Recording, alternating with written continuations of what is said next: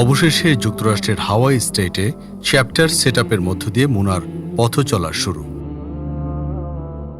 Muslim Ummah of north America মুনা প্রতিষ্ঠার ৩ দশকের চেয়েও বেশি সময় ধরে যুক্তরাষ্ট্রের প্রায় সকল স্টেটে নন প্রফিট অর্গানাইজেশন হিসেবে কমিউনিটির মাঝে কাজ করে যাচ্ছে। শুধুমাত্র ওয়েস্ট জোনের অধীনস্থ হাওয়াই স্টেটে মুনার অফিসিয়ালি কোনো কার্যক্রম দৃশ্যমান ছিল না।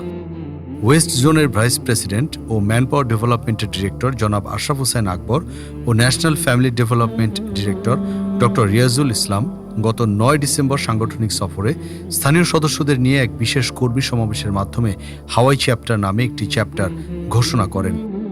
ওয়েস্ট জোনের অধীনে এটি ৮ম চ্যাপ্টার এবং এই ঘোষণার মধ্য দিয়ে যুক্তরাষ্ট্রের ৫০তম ও সর্বশেষ স্টেট হিসেবে অফিসিয়ালি মুনার কার্যক্রম শুরু হলো। হাওয়াই চ্যাপ্টারের প্রেসিডেন্ট হিসেবে ডক্টর আরিফুর রহমান, সেক্রেটারি হিসেবে ডক্টর মুরাদ হোসেন ও ফাইন্যান্স সেক্রেটারি হিসেবে মোহাম্মদ আফতাবুজ্জামান এ সেশনে দায়িত্ব পালন করবেন।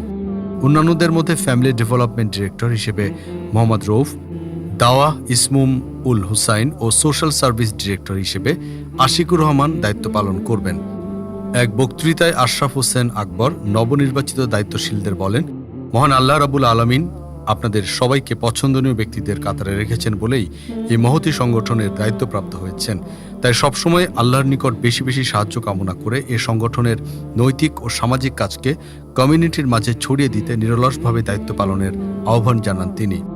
সবশেষে দায়িত্বপ্রাপ্তদের মোবারকবাদ সহ হাওয়াই স্টেটে মুনার কার্যক্রমকে এগিয়ে নিয়ে যাওয়ার জন্য বিশেষ দোয়ার মাধ্যমে এই সমাবেশের সমাপনী হয়।